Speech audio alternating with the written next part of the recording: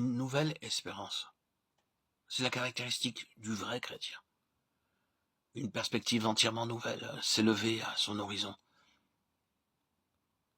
Il faut dire ici que le chrétien, s'il est un vrai chrétien, n'est pas quelqu'un caractérisé par le découragement, par le désespoir, par un sens de déception et de frustration finale.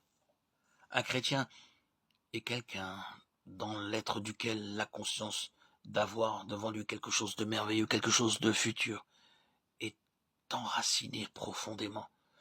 La pensée finale de l'au-delà n'est pas pour lui dans un quelconque système d'enseignement sur le ciel ou sa possibilité. Elle est dans le cœur, dans la vie. Elle est là comme une puissance dynamique. Qu'est-ce qui permet aux chrétiens d'affronter l'opposition, les difficultés et les souffrances inexprimables? Qu'est-ce que c'est?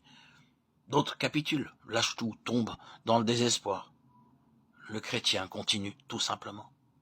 Et ce n'est pas parce que le chrétien a une résistance naturelle meilleure que les autres, avec plus de ténacité et d'opiniâtreté.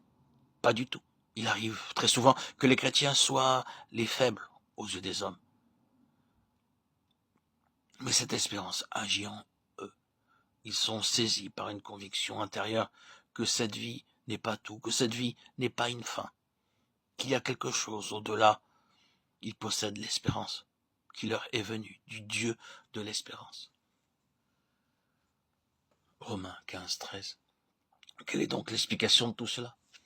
Une vie nouvelle? Une nouvelle conscience? De nouvelles relations? Toutes choses nouvelles? Nous n'exagérons pas la vie chrétienne. À quoi tout cela revient-il? Quel en est le secret caché? Voyez-vous, ce n'est pas que le chrétien reçoit simplement des choses abstraites. On peut parler de vie, on peut parler d'intelligence, on peut parler d'espérance, on peut parler de puissance. Mais ce ne sont pas simplement des choses abstraites. Le vrai chrétien, né de nouveau, a reçu, non pas des abstractions, mais une personne. L'explication qui englobe tout cela, c'est le don du Saint-Esprit. Dieu donne son esprit à ceux qui lui obéissent. Acte 5, 32. Or, le Saint-Esprit est Dieu, pas moins que Dieu.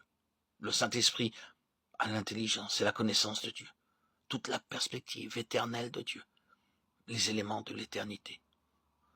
Tout ce qui est vrai de Dieu est vrai du Saint-Esprit. Donc, si Dieu donne le Saint-Esprit à une personne pour qu'il réside en elle, et que cette personne apprenne depuis le commencement, comme un petit enfant, à marcher de jour en jour, d'année en communion avec le Saint-Esprit qui demeure en elle, elle devra nécessairement grandir dans toutes ses caractéristiques. Elle devra connaître en premier lieu la vie divine, la propre vie de Dieu en elle. C'est une chose des plus merveilleuses lorsque nous y réfléchissons. Nous n'avons pas juste une chose, mais lui-même. Dieu en Christ, par le Saint-Esprit, comme notre vie même.